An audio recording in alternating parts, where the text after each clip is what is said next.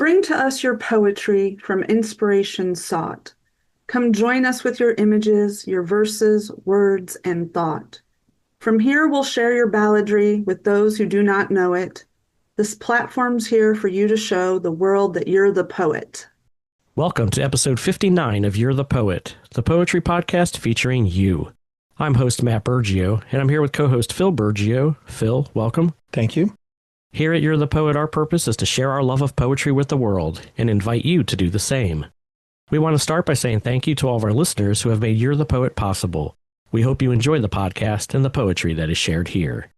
If you've written any poetry and you want to share it here, whether you just have an interest in poetry, consider yourself an amateur poet, or are a professional poet with published works, contact us to be a guest on a future episode.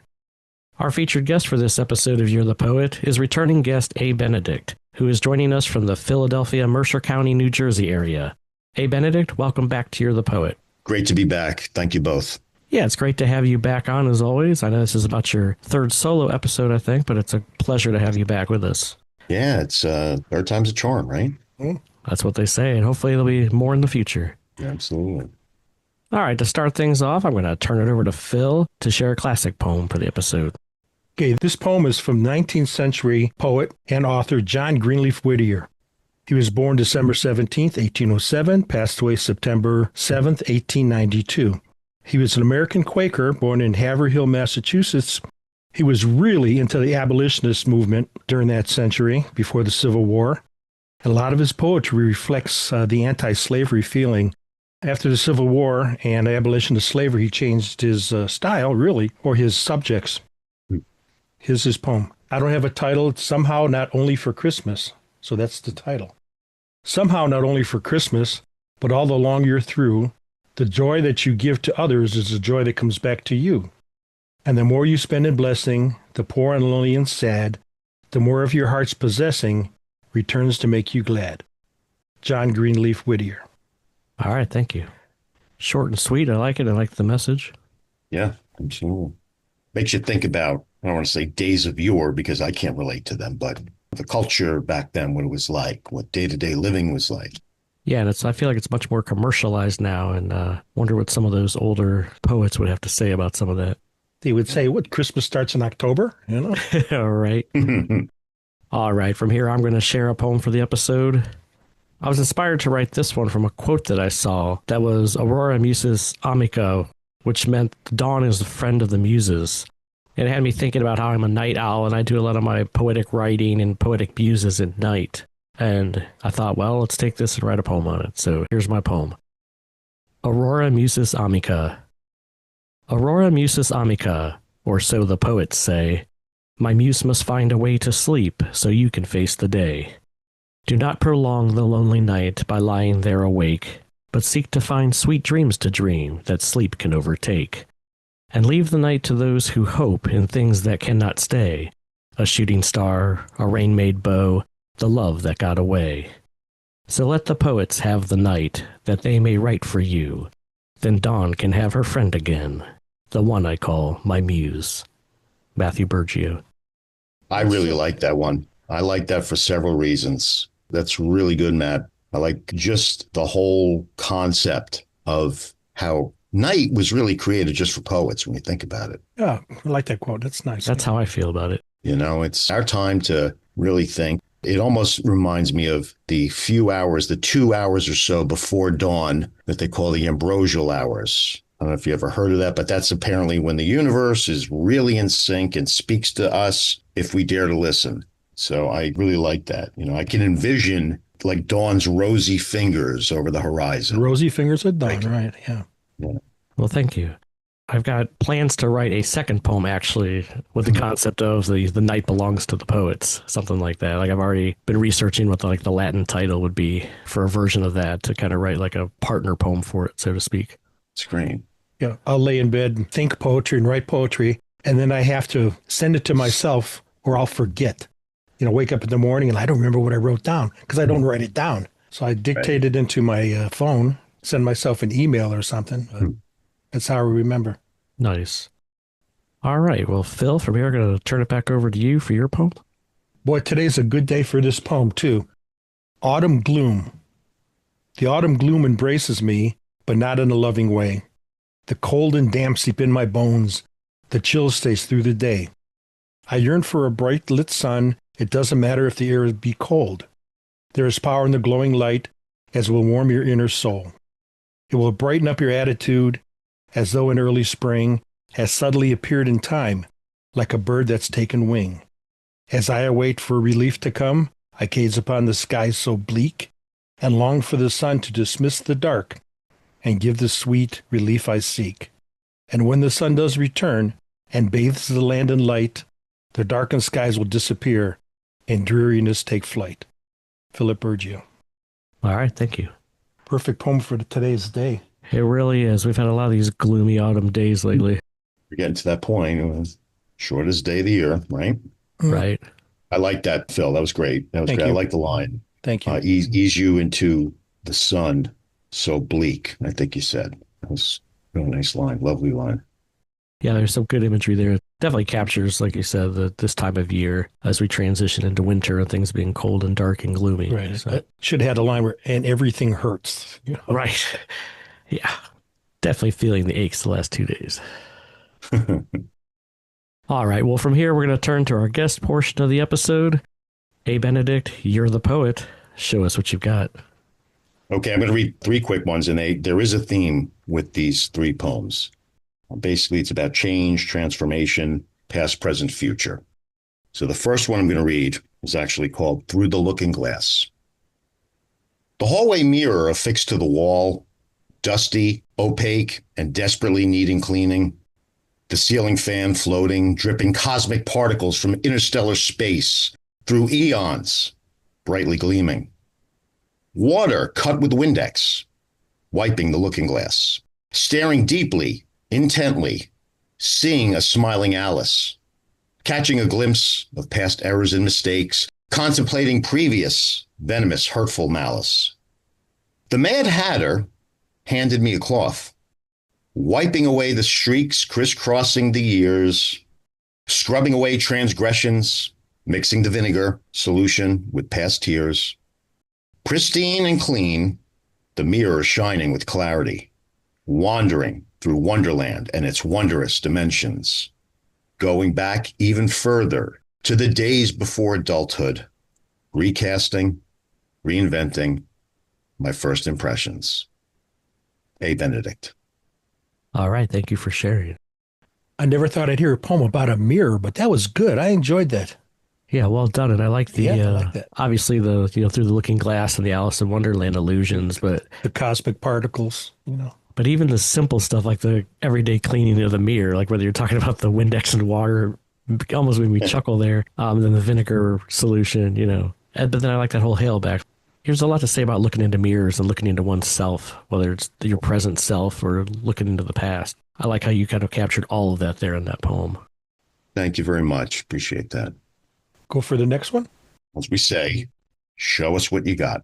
This one, it's called Fifth Season, and I do have to preface it.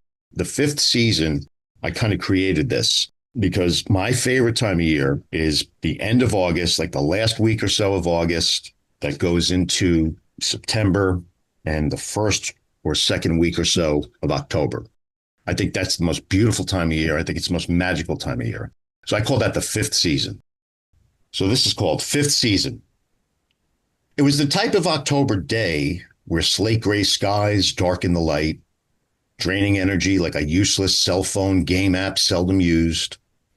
A single, stunning hawk circling above gargantuan trees, flying, soaring below the stratosphere, confidently, climbing with elementary ease.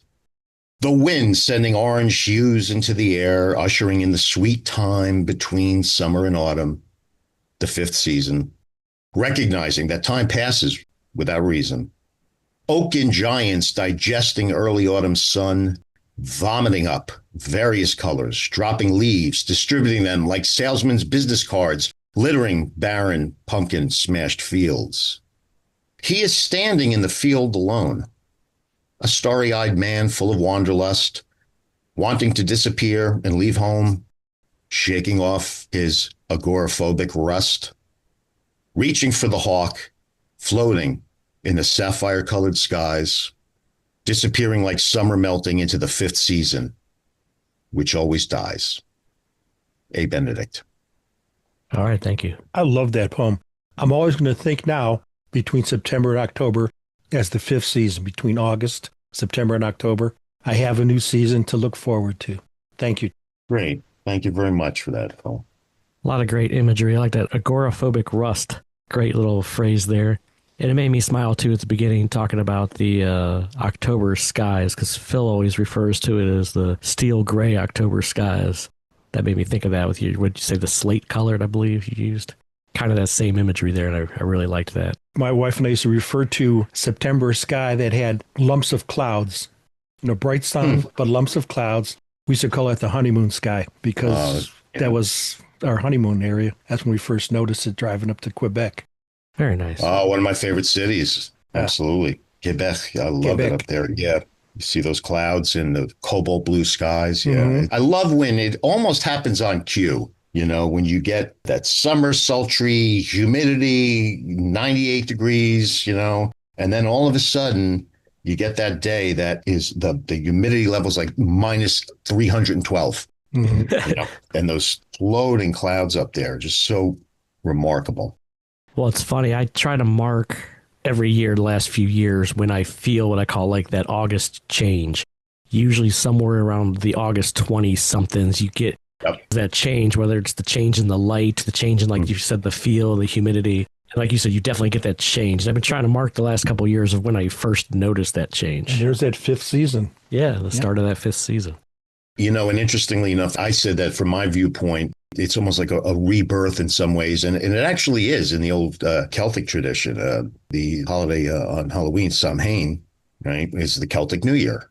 It kind of coincides with the ending of that. Now, have you given that season a name? I have. Oh. I have. Demeter. Okay. Named after the goddess of the harvest. Yep. Right. Okay. Yeah. Mm-hmm. Very nice. So now it's a thing. When you give it a name, it's a thing. So right. Hey, you got it. Maybe it'll catch on. You never know. Before you know it, everybody it's caught on with me already. Right. They're talking about the season of Demeter, right? Excellent. All right. Well, before we get into the third part of your journey there in the poems, tell us a little bit about what you've been up to. I know you've appeared on a couple of our Around the Tables, but we haven't seen you on a solo episode since we were talking about a year ago, right before Christmas last year. So tell us what you've been up to. Yeah, no, thank you. I really enjoyed the Round the Table segments just because I met some great people who I'm in touch with. So, that's a wonderful addition to the program. As far as myself, I'm still writing. I do it part time. I'm not a professional at it. I don't look at myself as a professional, or I don't say I'm a writer. I'm a poet. I'm an observer with a pencil. Oh, I like that. Yeah. So I still work on my craft and every day try to improve it. I try to improve it because life's not so much about the destination. It's the journey, which I know I've talked to you guys about in the past. My latest book, A Return from Elysium, basically is about the destination. It's not the ultimate goal. It's the journey. So I did get some good news earlier this year, back over the summer or so. A poem of mine called Growing Memories was published in the New Jersey Poetry Bards Anthology. And I was pretty happy about that. I wouldn't say proud so much, but just the fact that I was able to share my message and my feeling and my soul with so many other writers in that anthology. So I'm doing that. I'm also working on trying to change my writing up a little bit, trying to challenge myself. Okay, trying to go more in terms of the inverted pyramid, starting with something people relate to so easily and really trying to find that nugget, that golden nugget that is the aha moment. Nice. So I'm trying to do more of that with my writing. And I'm still doing shows where I'm the lead poet there, or I'm doing open mics, or I'm just doing shows like this as well. So I'm doing what I can and, trying to stay active with it. Got to keep writing. Yeah, that's awesome. And I've seen some of your videos from some of your readings and things. Yep. So it's always a pleasure. I like your style and I like your delivery style. I think you do a great job with the presenting of your poetry. Thank you, Matt. That means a lot. I really appreciate that. Thank you. Mr. Benedict, give us another one. Okay, I'm going to give you the third in this trilogy of transformation and change. This one I actually just drafted yesterday. So this is a working draft. I'm calling it Holiday Spirits. Walking through the small historic festooned town littered and lined with Georgian period clapboard homes, glittered in lights, reeds, and bows of holly, I feel more like George Bailey in Bedford Falls. The setting sun melts the street as my mind wanders from holiday mirth, while passerby walk talking meat, as I recall some story about a virgin birth. Enjoying the colors and sounds of the season, smiling at the snowman who is grinning back, warmed by compassion existing without reason, craving a childlike toy from an overstuffed sack. No present, but I pop into the corner pub that smells like oak and smoke, dark and dimly lit. The pour from Johnny Walker warms me while I leaf through a book of Oscar Wilde's wit. Always take the corner seat at the bar with the best view from the broad bay window, gazing at life going by me, the past cast at sunset's phenomenal afterglow. Still seeing the passerby smiling, bringing a smile to my unshaven face, as I sit straddling my corner seat, watching life itself passing by at its own perfect pace. A. Benedict. All right. Thank you for sharing. That's good. It brings to mind, I went into one of our local places and the owner apologized because somebody was sitting in my seat at the bar. Felt good about that. Absolutely. I've had a few of those myself. They're still waiting for me to come back. I have to call this a Christmas poem, even though it was. If Die Hard could be a Christmas movie, this could be a Christmas poem. I think so. Thank you. Yeah, I like it. I like a lot of the things you wrapped into there, whether it was the George Bailey reference, Yeah, I'm glad you caught that. And like, even sitting at the corner bar. I like the idea of sitting at the spot where you can see out into the world. I'm an avid people watcher myself, or just an observer. I like to observe people and nature. There's always a story out there, but I like to see how people interact with the world. Helps give us our material, right? Right. Raw material. Definitely. All right. Well, thank you for sharing that. Before we wrap things up, is there anything else you want to say about poetry or your poetic journey? No, I want to thank you guys for having me on again. It really is always a pleasure catching up with you both and talking with you and sharing some of my work. So I thank you for that opportunity. And I also thank you for what you're doing for the poetry community as a whole. You really have built something here and you're making poetry accessible to everyone. And that means a lot to me. So I appreciate that. Just want to wish you guys a happy holiday and a really fantastic 2026 as you keep bouldering through with new episodes. Well, we thank you. We definitely... Thanks for your comment. Thanks for your comment. Thank you for your continued support of the Year of the Poet community, being active with it and helping promote it, and just being a whole part of the community, whether it's these solo episodes, the Around the Tables, the anniversary episode, or little specials like we do, like the haiku and the tanka. It's great having you as a part of the community, so thank you for that. Thank you, man. All right, as we wrap things up, we want to let our listeners know we are grateful that you've taken the time to tune in. We hope you're enjoying the poetry shared here, and if you haven't already, please subscribe to the podcast and share it with others. If you would like to support You're the Poet and what we're doing here, there are a couple of ways to help. You can find links on our website to our Buy Me a Coffee patron site, as well as our You're the Poet store, where you can buy You're the Poet merchandise and share your love of poetry with the world. Thank you for your support as we continue to grow. Please check out our website and various social media outlets to keep up to date with You're the Poet. You can find us on Facebook, Instagram, YouTube, and our website, you'rethepoet.com. Until next time, Phil, thanks for joining us. Thank you. Love it here. Hey, Benedict, thanks for coming back and being a guest again. Thanks again, guys. Thanks for having me. Anytime. Thank you, guys. Goodbye.